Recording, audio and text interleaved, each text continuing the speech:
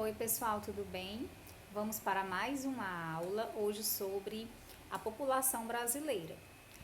Aqui nós iremos fazer a correção da atividade da apostila que vocês receberam, certo? Vamos lá, começando. Primeira questão, diz o seguinte: é a região brasileira que possui o segundo maior contingente populacional do Brasil. Ainda que venha crescendo economicamente nas últimas décadas, boa parte de sua população enfrenta graves problemas sociais. Em algumas áreas dessa região, encontramos o clima tropical semiárido. Vocês conseguem identificar, reconhecer de cara que região é essa? Eu acredito que sim, né? Então, a região brasileira no qual o texto se refere é a região Nordeste, item A, Centro-Oeste, item B, Centro-Sul, item C e Sudeste, item D. Eu acredito que todos vocês acertaram quando disseram que se refere à região Nordeste, a nossa região, certo? Que vem crescendo muito economicamente nas últimas décadas. No entanto, ainda apresenta muitas desigualdades sociais e em parte da região o clima semiárido também. Vamos para a próxima. Na 2 diz assim: há diversas interpretações sobre as melhorias das condições de vida frente a alguns dados populacionais. Então, existem várias interpretações em relação a essa questão da melhoria nas condições de vida da população brasileira. Todavia, a conclusão adequada para o indicador demográfico apresentado na charge é a de que? Então, temos aqui, bem, a charge não tem nesse documento, mas eu espero que dê para vocês verem aqui, só um instante, eu vou mostrar na Xerox, tá? É essa daqui, ó, tá mostrando um morador de rua, certo? Então, vamos para a questão. A conclusão adequada, né, para o indicador demográfico apresentado na charge é de que essa melhoria nas condições de vida, item A, atrapalha as políticas sociais de Estado por ser um dado estatístico? Não. B, desconsidera as condições ambientais em que as pessoas vivem? Também não é essa a resposta. Item C, sugere apenas melhorias nas condições de vida devido à imprecisão dos dados. No caso, isso é verdadeiro, porque os dados realmente são imprecisos. Então, o item que vocês irão marcar é o item C. Vamos só fazer a leitura do item D para concluir a questão. O item D diz que oculta os interesses particulares de agentes econômicos internacionais. Falso. Vamos para a terceira questão. Dentre as alternativas a seguir, assinale aquela que não se relaciona com as mudanças nas taxas de natalidade do Brasil nos últimos anos. Vamos lá. Item A. A inserção da mulher no mercado de trabalho tem a ver com as taxas de natalidade no Brasil nos últimos anos? Claro que sim, né? A inserção da mulher no mercado de trabalho fez com que as taxas de natalidade diminuíssem. Item B, o incentivo governamental à fecundidade. Existe incentivo do governo para a fecundidade no Brasil? Não, né? Então, o item que a gente vai marcar é o item B, que é o item falso. Mas vamos concluir aqui a leitura. O item C diz que a difusão do planejamento familiar, com certeza, tem muito a ver com a queda nas taxas da natalidade. E o item D, crescimento da urbanização. Tá? Também tem a ver, da urbanização.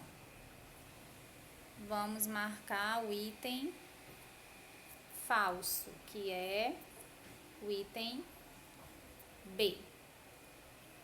Vamos lá. Agora vamos para a leitura desse texto, para a última questão.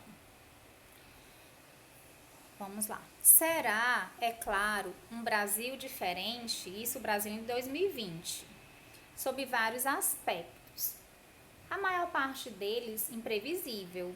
Uma década é um período longo o suficiente para derrubar certas certezas absolutas.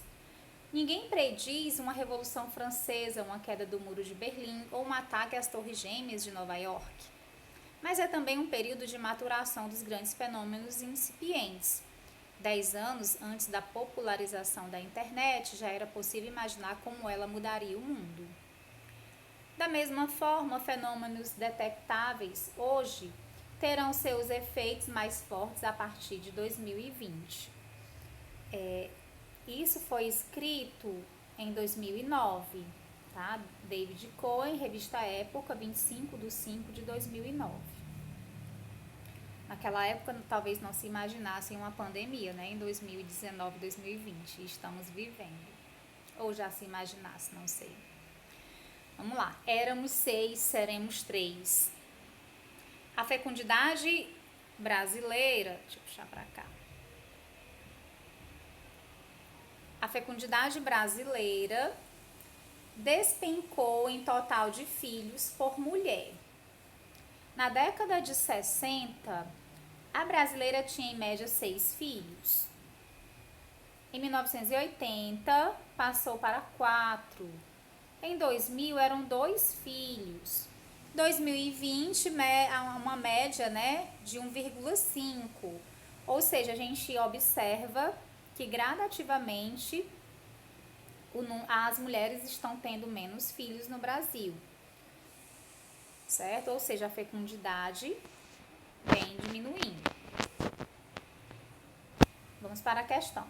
Com base no enunciado, observe as afirmações abaixo, assinalando V para verdadeiro ou F para falso. Vamos lá.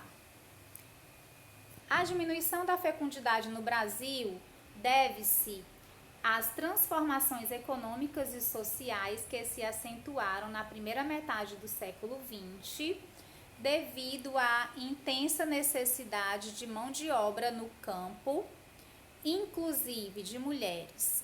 Fato este que elevou o país ao patamar de agrário exportador.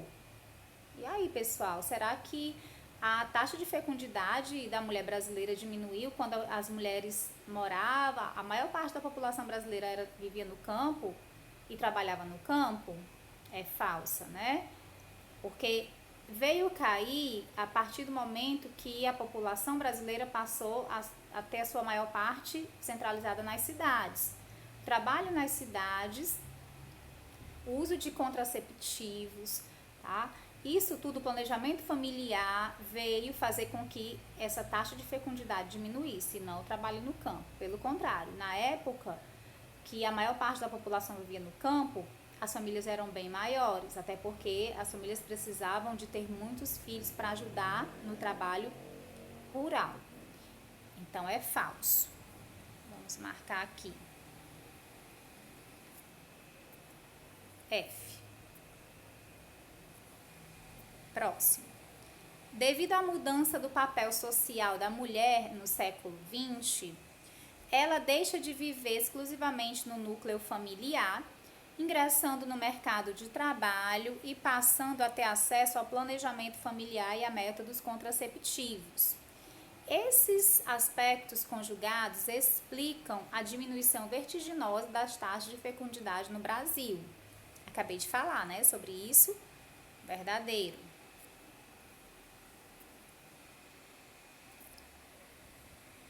E a terceira afirmativa diz o seguinte: as quedas nas taxas de natalidade de um país levam ao longo do tempo ao envelhecimento da população, realidade da maioria dos países desenvolvidos. Nesse sentido, verifica-se uma forte tendência a um mercado de trabalho menos competitivo e exigente, demandando menos custo do Estado com os aspectos sociais. Essa questão é falsa. Essa afirmativa ela é falsa, porque O fato do envelhecimento da população não significa dizer que o mercado deixa de ser competitivo e exigente, e muito menos que o governo vai ter que investir menos nos aspectos sociais, pelo contrário. Até porque quanto maior o número de idosos, mais investimentos nessa questão social. Tá? Então, vamos ver aqui a sequência, vai ser F, V, F. Qual é o item? F, V, F, item D. Então, a resposta correta está, a sequência correta está no item D. Tá? Então, vocês concluam a atividade que está corrigida e enviem no aplicativo, tá certo? Até a próxima!